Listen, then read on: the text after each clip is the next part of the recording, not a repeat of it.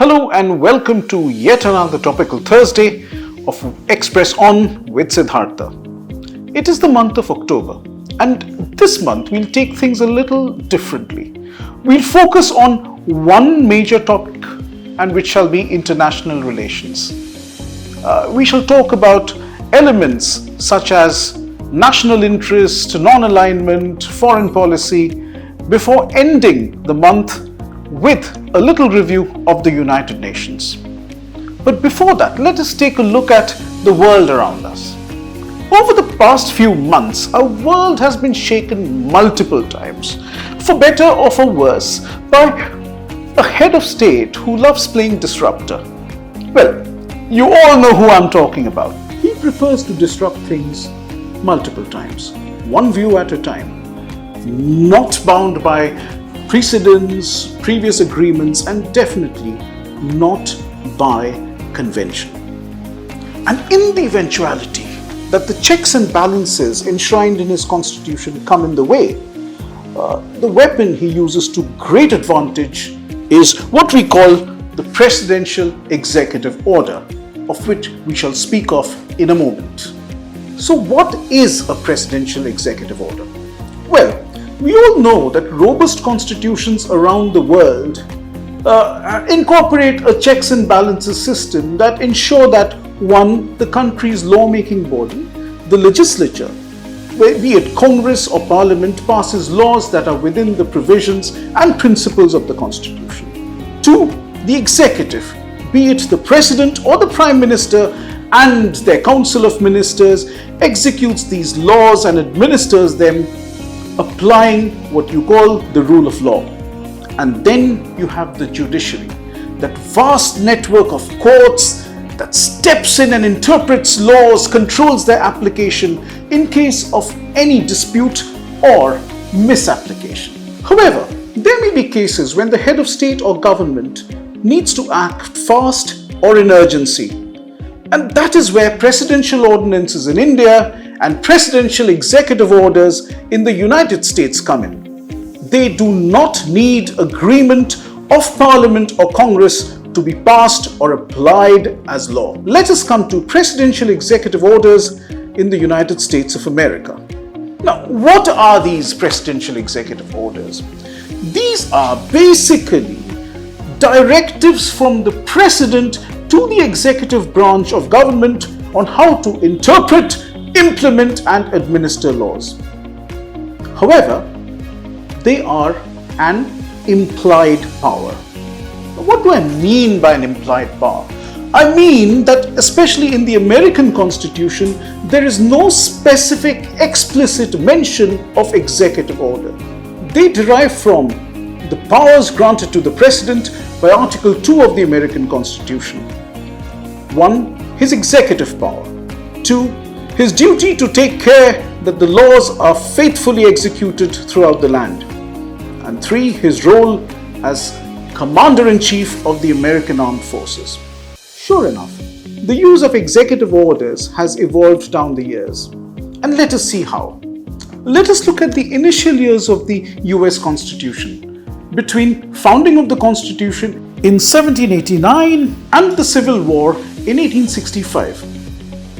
President George Washington actually issued the first executive order in 1789, where it basically dealt with the way the government or the executive branch of the government ought to function. It was about conduct, it was about neutrality in foreign wars, etc. The big one came in 1863 during the Civil War, where President Abraham Lincoln's Emancipation Proclamation was essentially an executive order under the war powers. The next phase is what we call the Progressive Era and the World War phase between 1900 and 1945, where Presidents Wilson and FDR used executive orders to mobilize for war and manage the economy. President Franklin Delano Roosevelt was actually the most prolific among all American presidents in his use of executive orders. Not surprising given the fact that he was the only president who went into his third term because of the extraordinary circumstances due to World War II. And he used executive orders to regulate war efforts as well as the economy. In the civil rights era, between 1945 and the 1970s, executive orders became tools for social justice when Congress was slow to act.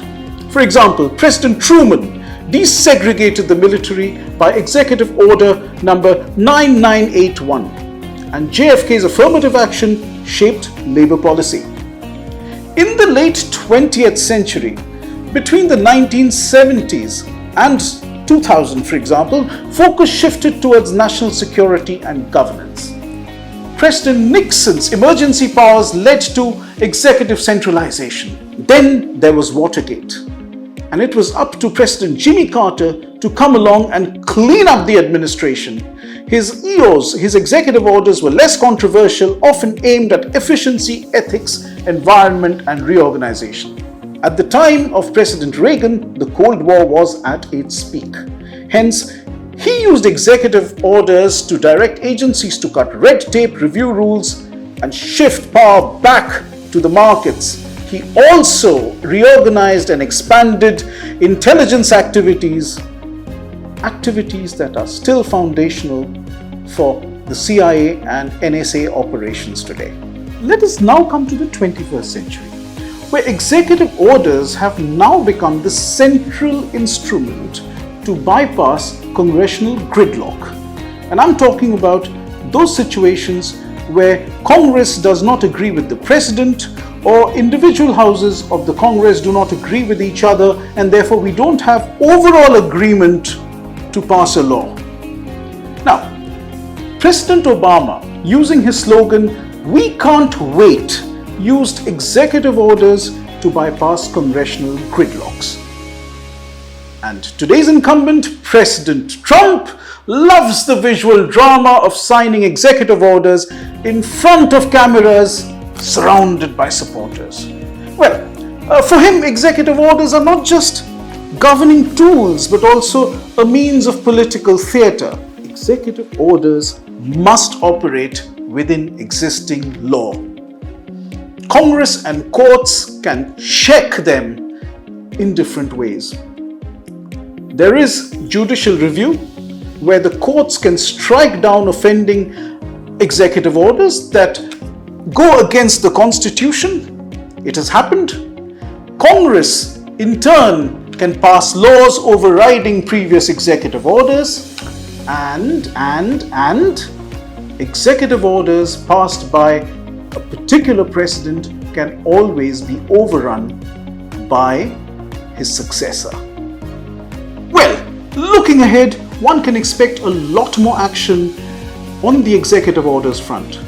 And while that unfolds, please do continue to like, share and subscribe to our channel, Express On with Siddhartha.